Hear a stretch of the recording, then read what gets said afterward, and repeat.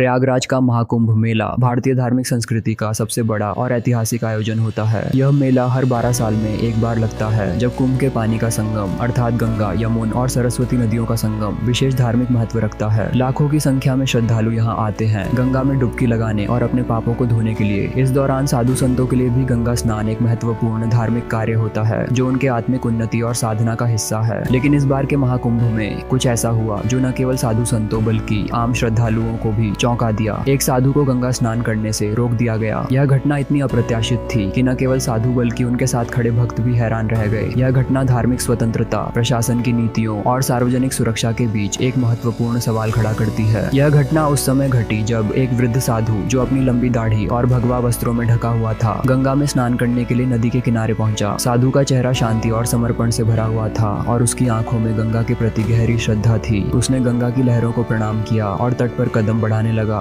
साधु की नियति सिर्फ एक चीज थी, गंगा में डुबकी लगाना। इसके लिए उसने किसी से अनुमति नहीं मांगी थी, क्योंकि यह उसकी धार्मिक स्वतंत्रता थी और वह यह समझता था कि गंगा में स्नान करना उसका जन्म सिद्ध अधिकार है। लेकिन जैसे ही वह गंगा के पानी में पांव रखने वाला था, वहाँ तैनात पुलिस और सुरक्षा कर्मियों ने उसे रोक लिया। उन्होंने कहा, माफ कीजिए महात्मा जी, लेकिन इस बार महाकुंभ में गंगा में स्नान करने के लिए कुछ नियम और प्रक्रियाएं लागू की गई हैं। आप बिना अनुमति के स्नान नहीं कर सकते। साधु हैरान हो गया। उसने बिना किसी घबराहट के पूछा, क्या मुझे अपने धर्म और आस्था के अनुसार गंगा स्नान करने का अधिकार नहीं है? सुरक्षा कर्मियों ने उसे शांति से समझाया, यह सुरक्षा का मामला है, हम यहाँ पर व्यवस्था बनाए रखने के लिए खड़े हैं और प्रशासन ने एक प्रक्रिया निर्धारित की है, जिसके तहत प्रत्येक व्यक्ति को स्नान करने से पहले एक निर्धारित स्थान पर चेकिंग करनी होगी। यह केवल आपकी सुरक्षा के लिए नहीं बल्कि सभी के लिए है। साधु ने थोड़ी देर सोचा और फिर अपना सिर झुका लिया। उसकी आंखों में गंगा के प्रति प्रेम था, लेकिन अब उसके भीतर गुस्सा और निराशा भी पैदा हो गई थी। साधु ने कहा, क्या मेरे आस्था के प्रति गंगा के जल को छूने के लिए भी अब परमिशन चाहिए? इस घटना ने आसपास खड़े कुछ भक्तों को भी स्तब्ध कर दिया। उनमें से एक भक्त जो कई सालों से हर कुंभ में आता था, बोला,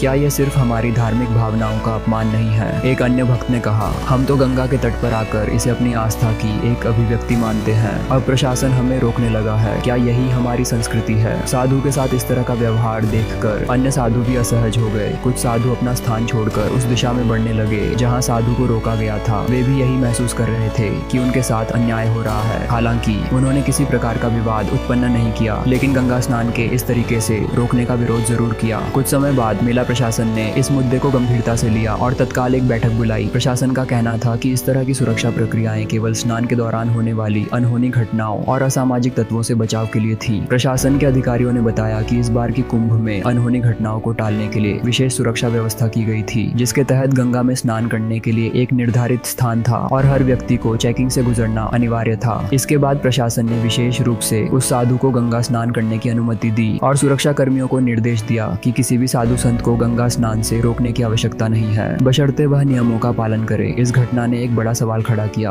क्या प्रशासन का यह कदम धार्मिक स्वतंत्रता और आस्था के अधिकार को चुनौती दे रहा था? क्या किसी व्यक्ति के धार्मिक कर्तव्यों को केवल सुरक्षा कारणों से रोका जा सकता है? क्या किसी धर्म के अनुयायी को यह अधिकार नहीं है कि वह अपने आस्थाओं के अनुसार गंगा में स्नान करे, जो कि हिंदू धर्म के सबसे महत्वपूर्ण कृत्यों में से एक है? हालांकि प्रशासन का कहना था कि उनका उद्देश्य केवल सार्वजनिक सुरक्षा और व्यवस्था बनाए रखना था, लेकिन साधु संत और भक्तों के मन में यह सवाल था कि क्या उनके धार्मिक कर्तव्यों को किसी भी प्रकार से नियंत्रित किया जा सकता है। यह घटना एक महत्वपूर्ण संदेश देती है कि धार्मिक स्वतंत्रता को सुनिश्चित करना केवल एक कर्तव्य नहीं है, बल्कि यह समाज के हर व्यक्ति का अधिकार है। हालांकि प्रशासन का उद्देश्य सुरक्षा और व्यवस्था बनाए रखना था, लेकिन हमें यह भी याद रखना चाहिए कि धार्मिक आस्था और विश्वास किसी भी परिस्थिति में दबाए नहीं जा सकते। धार्मिक स्वतंत्रता के नाम पर हर व्यक्ति को अपनी आस्थाओं के अनुरूप जीवन जीने का अधिकार होना चाहिए और यह अधिकार उसे किसी भी नियम या प्रशासनिक नीति से न तो रोका जा सकता है, न ही प्रतिबंधित किया जा सकता है। प्रयागराज के महाकुंभ की यह घटना निश्चित रूप से भारतीय समाज में एक चर्चा का विषय बनी रही और सभी ने इसे धर्म, आस्था और प्रशासन के बीच संतुलन की आवश्यकता को समझने का एक अवसर माना।